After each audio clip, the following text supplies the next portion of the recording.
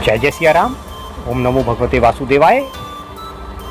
आगामी 5 सितंबर शिक्षक दिवस, भारत के प्रथम उपराष्ट्रपति और हमारे भारत राष्ट्र के द्वितीय राष्ट्रपति डॉक्टर सर्वपल्ली राधाकृष्णन के जन्म दिवस 5 सितंबर को शिक्षक दिवस के रूप में पूरे भारत में हम मनाएंगे।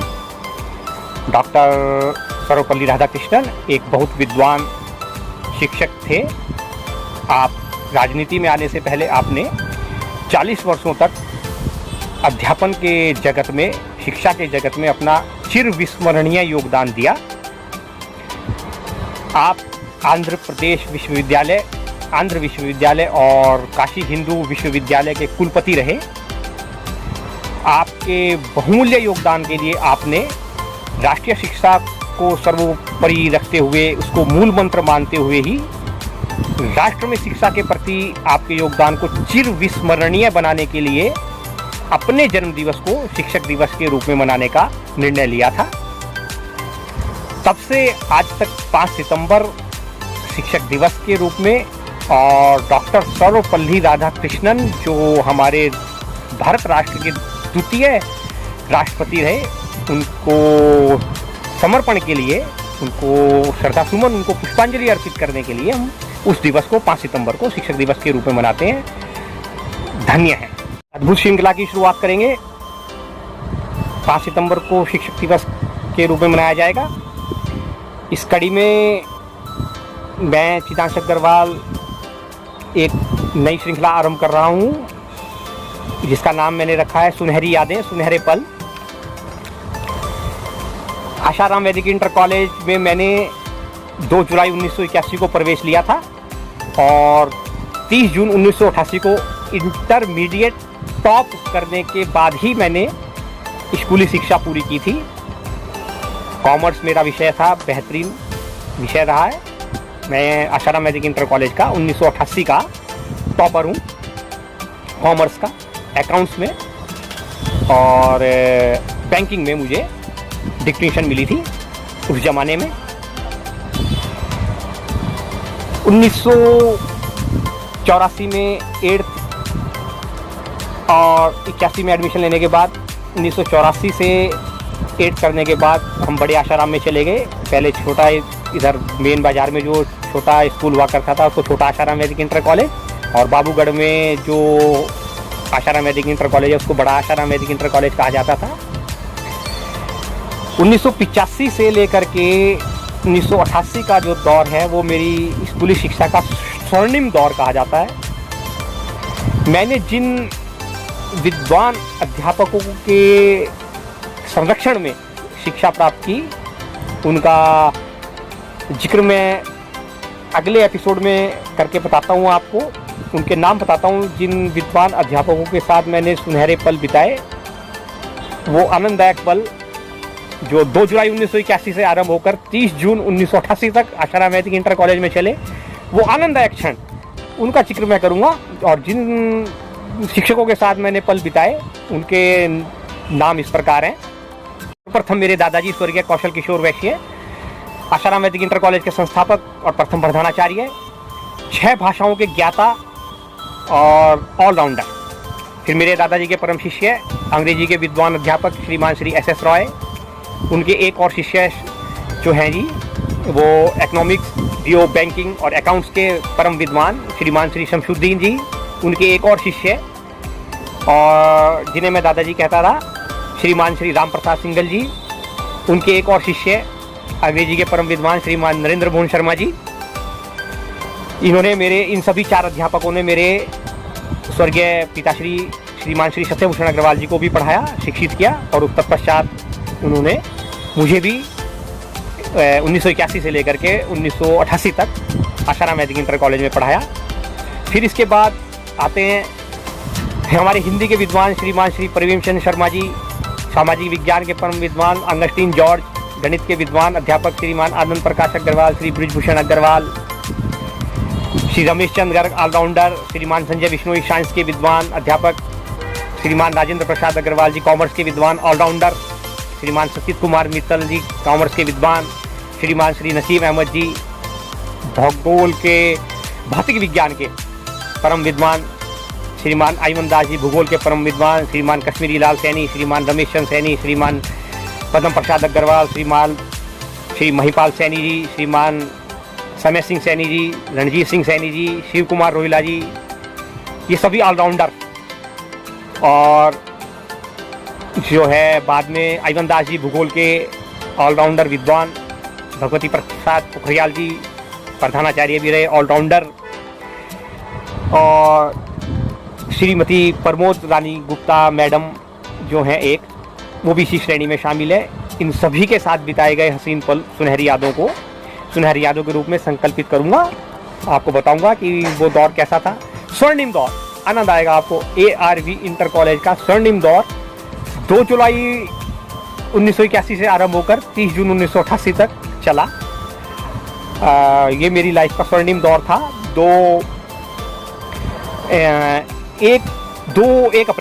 1 अप्रैल 1984 से स्टार्ट होकर के 30 जून 1988 तक जो आनंद मैंने वहाँ पर लिया, अद्भुत। श्री प्रेमचंद शर्मा जी से स्टार्ट करेंगे। और हाँ, एक नाम और छूट गया, श्री VK गर्ग 9th के हमारे क्लास टीचर, और क्या नाम उसका, गणित और विज्ञान के ऑलराउंडर VK गर्ग साहब। अरे भाई साहब, वो दौर था जब 9th में मैंने प्रवेश लिया, और वहाँ जो है वो फेलियर बहुत हुआ करते थे। 5 सेक्शन हुआ करते थे उन दिनों। टोटल मिलाकर 18 क्लासेस थी। प्रैक्टिकल की 3 लैब थी आशाराम वैदिक इंटर कॉलेज में।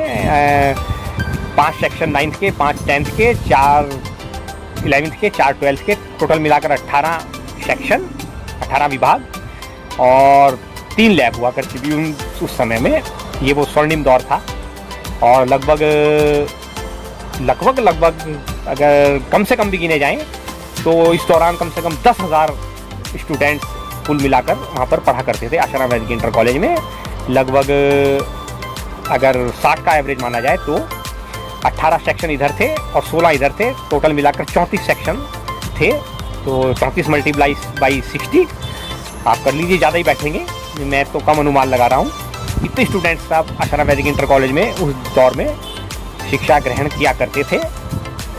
तो श्री VK गर्ग हमारे क्लास टीचर थे, 2 साल रहे। अरे आनंद के क्षण से 10 बजकर 5 मिनट पर स्कूल पहुंचना प्रतिदिन, और VK गर्ग सर को इंतजार कराना। आज तक वो जहन में बैठा हुआ, और उनके द्वारा कुछ नहीं कहना।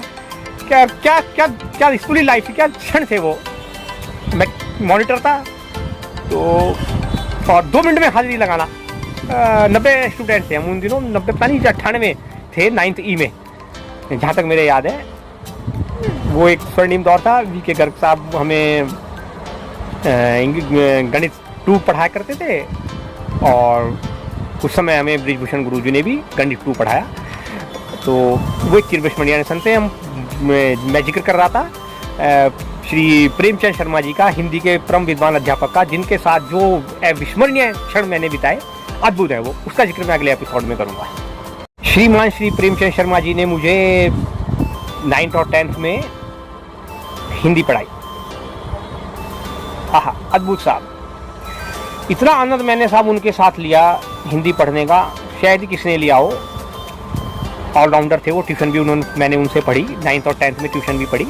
कुमार ट्रेडर्स के यहाँ पर आकर वो पढ़ाया करते थे, हमारे पड़ोसी। बहुत सारे स्टूडेंट्स वहाँ पर आया करते थे हम। सायंकाल 5 से 7 बजे का समय था, 2 घंटे का निर्धारित।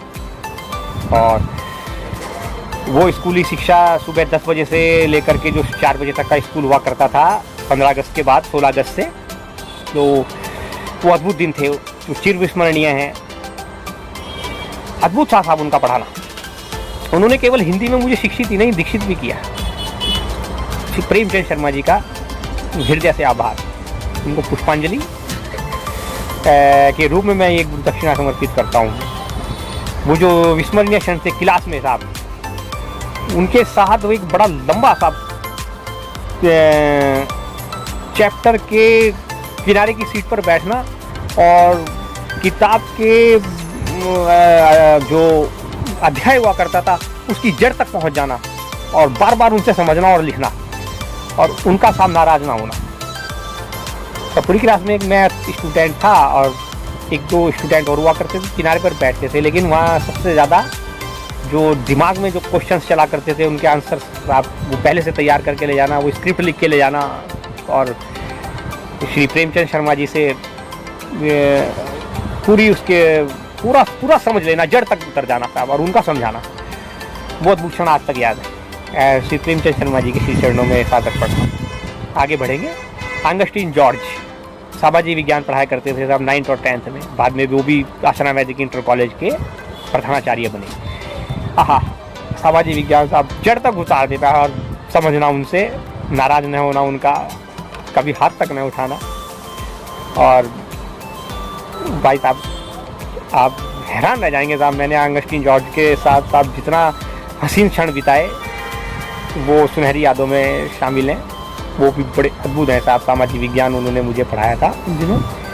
वो शिक्षित के साथ उन्होंने जो दीक्षा दी, कोटि कोटि नमन। श्री आनंद प्रकाश अग्रवाल जी भी इसी कड़ी में शामिल हैं साहब। गणित 1 गणित 1 गणित 2 हुआ करती थी, आज तक उसका मैटर समझ में नहीं आया, लेकिन गणित पढ़ाया करते थे वो अद्भुत। श्री आनंद प्रकाश अग्रवाल जी से जो है वो कभी मार नहीं खाई।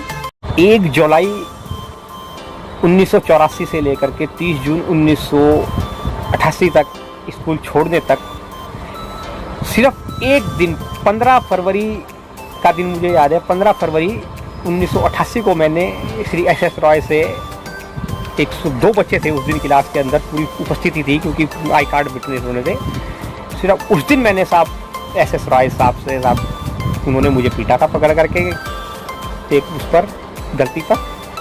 अन्यथा 1 जुलाई 1984 से लेकर के 15 फरवरी 1988 तक मैंने एक दिन भी किसी डी.एस. रावत जी प्रधानाचार्य हुआ करते थे, एक टीचर का एक डंडा तक जो है मैंने नहीं खाया, पिटाई नहीं खाई, जबकि बहुत पिटाई हुआ करती थी उन दिनों। तो वो चिरस्मरणीय पर थे साहब। और वो क्यों खाई थी मैंने, वो मैं बाद में बताऊंगा आपको, बाद में उसका जिक्र करूंगा। एस राय साहब ने मुझे क्यों पीटा और वो मैं आपको बाद में बताऊंगा। पर आज इन हसीन पलों को याद करते हैं, वो एक अलग वाकया है, वो मेरी उनका पसंद। लेकिन वो दीक्षित करने का बहुत बड़ा रहस्य उसमें छुपा हुआ है। तो ये है। और इस कड़ी में साहब श्रीमान संजय विष्णु जी, रमेश चंद्र गर्ग जी ने पढ़ाया, राजेंद्र प्रसाद अग्रवाल जी और श्री रमेश चंद्र गर्ग जी से मेरे आज तक पारिवारिक संबंध हैं। इन दोनों अध्यापकों से। श्री सतीश कुमार मित्तल जी देहरादून चले गए थे, जब तक वो यहाँ रहे तब तक उनसे पारिवारिक संबंध स्थापित रहे, अब वो इस दुनिया में नहीं है। श्रीमान नसीम अहमद जी से पारिवारिक संबंध रहे। श्रीमान आईवन दास जी, श्रीमान कश्मीरी लाल सैनी, रमेश चंद्र सैनी, कश्मीरी लाल सैनी जी जो है वो मेरे पिताश्री के, स्वर्गीय पिताश्री के सहपाठी हुआ करते थे। बाद में उन्होंने मुझे पढ़ाया 6, 7, 8 में। पद्म प्रसाद अग्रवाल जी से पारिवारिक संबंध रहे। महिपाल सैनी जी से हमारे पारिवारिक ताल्लुकात रहे। भगवती प्रसाद पोखरियाल जी से हमारे पेरेंट्स के ताल्लुकात रहे।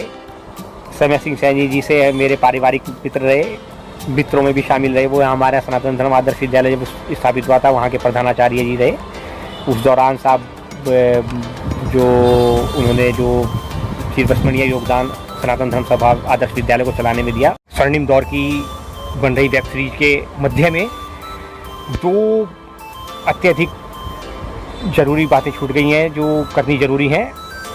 1988 में आशाराम से निकलने के बाद जब DAV से मैंने B.Com प्राइवेट किया, M.Com प्राइवेट किया और MA प्राइवेट किया, तो उस दौरान 2 अध्यापकों से, 2 शिक्षकों से जिन्होंने अध्यात्म की भी शिक्षा दी, जिनसे पारिवारिक संबंध रहे, जो एक हैं उनमें श्रीमान श्री D.P. शर्मा, स्वर्गीय श्रीमान श्री D.P. शर्मा जी, और दूसरे हैं स्वर्गीय श्रीमान श्री डॉक्टर D.D. गुप्ता, दामोदर दास गुप्ता। इनका जिक्र करना बहुत ज़रूरी समझता हूँ मैं। 7वां एपिसोड है ये वेब सीरीज का। तो साधुराम इंटर कॉलेज के प्रधानाचार्य बाद में हमारे इस श्री सनातन धर्म आदर्श विद्यालय के प्रधानाचार्य बने। जब हमने श्री सनातन धर्म सभा मंदिर ने सनातन धर्म आदर्श विद्यालय की स्थापना की 80 के दशक में, तो प्रथम प्रधानाचार्य होने का गौरव मेरे परम पूजनीय स्वर्गीय दादा श्री कौशल किशोर वैश्य जी को ही प्राप्त हुआ। और उसके कुछ दिनों पश्चात हमें साधुराम इंटर कॉलेज के ये जो अध्यापक थे श्री D.P. शर्मा जी, इनको साहब कार्यभार सौंप दिया गया, क्योंकि मेरे दादाजी तो अंधे हो गए थे। आपातकाल के दौरान जो है 1975 में जो इमरजेंसी इसे कप्टी कांग्रेस पार्टी ने लगाई थी, तो उसमें साहब उनकी दोनों आंखें जेल में यंत्रणा के दौरान चली गई थी। तो इसके लिए मैं इसे कम से कम इस कांग्रेस को तो जीवन भर कभी माफ़ नहीं करूँगा। और ये एक उस स्वर्णिम दौर के बीच का एक काला अध्याय भी है, लेकिन हम स्वर्णिम दौर की ही बात करेंगे। और डॉक्टर डी गुप्ता जो है वो DAV कॉलेज देहरादून के रिटायर्ड प्रोफेसर थे। बाद में फतेहपुर ग्रांट में हरबटपुर में उन्होंने अपना छोटा सा निवास बना लिया था। और ये साधुराम इंटर कॉलेज के retired principal Shri DP Sharma ji ने पश्चिमी वाला में अपना छोटा सा निवास स्थान बना लिया था। वहाँ आना जाना निरंतर लगा रहता था। विवाह के पश्चात भी उन दोनों का आना जाना शॉप पर लगा रहता था। और अब वो उस दुनिया से कूच कर चुके हैं, लेकिन अध्यात्म की जो शिक्षा और दीक्षा के विषय में जो उनसे चर्चा हुई बड़ी अद्भुत रही। उनके श्री चरणों में कोटि कोटि नमन। शुभारंभ 8वें पीरियड से करेंगे। 3:25 पर वो पीरियड शुरू हुआ करता था। जीव विज्ञान पढ़ाया करते थे श्रीमान श्री नसीम अहमद, जीव विज्ञान के प्रकांड अध्यापक हमारे श्री नसीम अहमद जी। चिदांश मेरा नाम है। पहले दिन में जब उन्होंने कक्षा में प्रवेश किया तो सबको देखा, मुझे भी देखा, नाम पूछे सबके नाम लेने आ गए उनको। चिदांश बोलना नहीं आया। नसीम अहमद सर को उन्होंने मेरा नाम रख दिया वहाँ पर, वो मुश्किल नाम वाले। मुश्किल नाम वाले, तेरा एक ही काम, यहाँ से जाना जैसे ही मैं आऊँ या मेरे आने से भी पहले, नहीं तो मेरे आने के तुरंत बाद, बिना मुझे कहे कुछ भी कहे सुने बिना, आज्ञा लिए बिना सीट छोड़नी, 2 जग लेके जाने, नहीं 2 जग हैं तो नीचे से 2 जग पानी भर के लाना और 1 गिलास लाके यहाँ पर टेबल पे रख देना। किताब खोलनी और उसमें से अपनी कॉपी पर लिखना शुरू करना। बस ये काम है मुश्किल नाम वाले तेरा। बाकी क्लास भी वही करेगी जो तू करेगा। छुट्टी डेट्स ऑल। और मैं पानी पी के आराम फरमाऊँगा। ये 8वां पीरियड मुझे इसीलिए दिया गया है। तो साहब बात उन्हीं दिनों की है। ये कुछ शिक्षकों से स्कूल बड़ा डरा करता था। फेलियर बच्चों ने भय का वातावरण वहाँ पर बनाया हुआ था उन दिनों की बात है, पिछली सदी की बात है। तो भैया मुझे भी डर लगता था, वैसे ही मैं डरपोक सा था, छोटे से करता था। ठीक है, अब तो डरता मैं किसी से नहीं हूँ। तो एक 1.5 महीने इसी तरह से चलता रहा और यार लिखते रहे। ये क्रम शुरू हो गया और फिर एक दिन वो बोले कि नीचे से किसी ने अगर तेजो को पकड़ लिया, या प्रिंसिपल साहब कहने लगे कि ये कक्षा से बाहर क्यों घूम रहा है, तो कुछ नहीं कहना। हिम्मत जुटाकर मैंने गुरुजी से पूछा। मैंने कहा गुरुजी ये मेरी दादी कहती है और आप जानवर कहते हैं मनुष्य को, जो मेरी समझ में नहीं आ रहा है, मुझे समझा दीजिए। तो बड़े प्यार से वो बोले, अरे मुश्किल नाम वाले,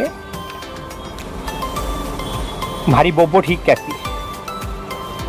संबंध थे ना, पारिवारिक संबंध थे। दादी थी तो वो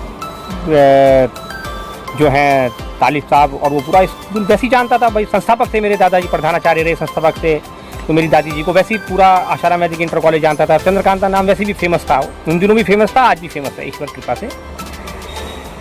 तो बोबो कहा करते थे, बड़ी बहन नसीम अहमद सर।